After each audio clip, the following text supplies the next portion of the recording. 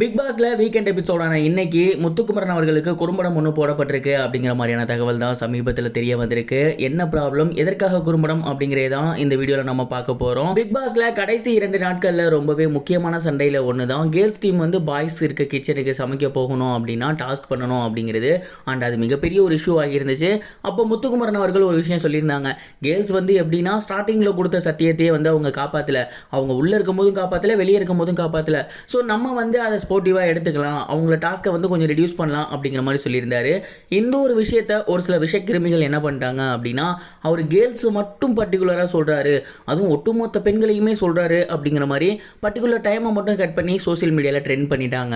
முத்துக்குமரன் வந்து கேர்ள்ஸ் வந்து கொடுத்த வாக்கை காப்பாற்றவே மாட்டாங்க அப்படிங்கிற மாதிரி சொல்கிறாரு. இது வந்து ரொம்பவே தப்பு, அவரை வந்து கேள்வி கேட்கணும் அப்படிங்கிற மாதிரி நிறைய பேர் வந்து சொல்ல ஸ்டார்ட் பண்ணிட்டாங்க. ஸோ விஜய் சேதுபதி அவர்கள் வந்து மொத்த கிளிப்பையும் பார்த்துட்டு முத்துக்குமரன் அவர்கள்ட்ட கேள்வி கேட்டிருக்காரு. என்ன முத்துக்குமரன், இந்த மாதிரி நீங்கள் சொல்லியிருக்கீங்களாமே என்ன அப்படிங்கிறப்ப முத்துக்குமரன் அவர்கள் ரொம்பவே ஓப்பனாக ஒரு விஷயத்த சொல்லிட்டாரு.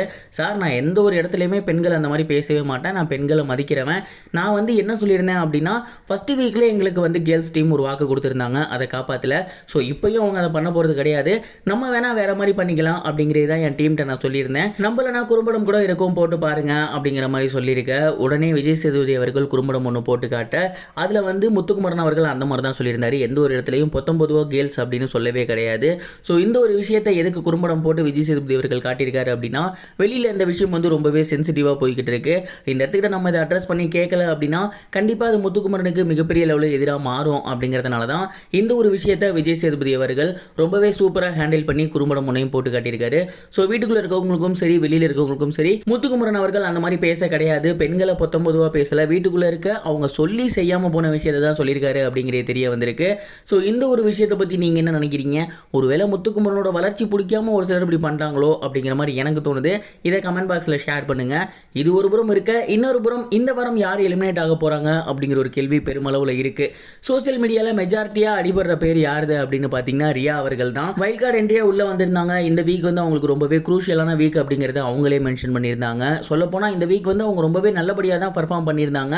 பட் அவங்க இந்த வாரம் வெளியே போறாங்க அப்படின்னு வந்திருக்கிறது ரொம்பவே சங்கடமா இருக்கு. அண்ட் இன்னொரு பக்கம் என்ன பேச்சு அடிபடுது அப்படின்னா, ஜெஃப்ரி போறதுக்கும் அதிகப்படியான வாய்ப்புகள் இருக்கு. ஏன் அப்படின்னா டபுள் எவிக்ஷன் இந்த வாரம் இருக்கு அப்படிங்கிற மாதிரி சொல்றாங்க. ஜெஃப்ரி போறதுக்கு முக்கியமான ரீசன் என்ன அப்படின்னா, எப்பயுமே வெள்ளிக்கிழமை ஒரு ஹிண்ட் கொடுப்பாங்க, யார் வெளியே போறாங்களோ அவங்களுக்கு இந்த வர பாட்டு அப்படின்னு. அந்த வகையில் பார்க்கும்போது வெள்ளிக்கிழமை அவங்க வந்து பேட்ட படத்தில் இருக்க பாட்டு தான் போட்டிருக்காங்க. பேட்ட படத்தில் ரஜினிகாந்த் அவர்கள் வார்டனா வருவார். இந்த இடத்துக்கிட்ட பார்த்தீங்கன்னா வார்டனா பிடி சாரா அவர் தான் இருந்தார். ஸோ அந்த மாதிரி கனெக்ட் பண்ணி பார்க்கும்போது ஜெஃப்ரி போகிறதுக்கும் வாய்ப்புகள் இருக்கு. டபுள் எவிக்ஷன் அப்படின்னா ரியா மற்றும் ஜெஃப்ரி, சிங்கிள் எவிக்ஷனா ரியா மட்டும்தான். ரியா போகிறத பற்றி நீங்கள் என்ன நினைக்கிறீங்க? இது கரெக்ட் தானா? கமெண்ட் பாக்ஸில் இதையும் சேர்த்து ஷேர் பண்ணுங்க. இது வரைக்கும் கனெக்டிங் டிவிக்கு சப்ஸ்கிரைப் பண்ணனா மறக்காம சப்ஸ்கிரைப் பண்ணிக்கங்க. உடனடி அப்டேட்ஸ் பெறுவதற்கு நோட்டிஃபிகேஷன் பெல்லையும் கிளிக் பண்ணிக்கங்க.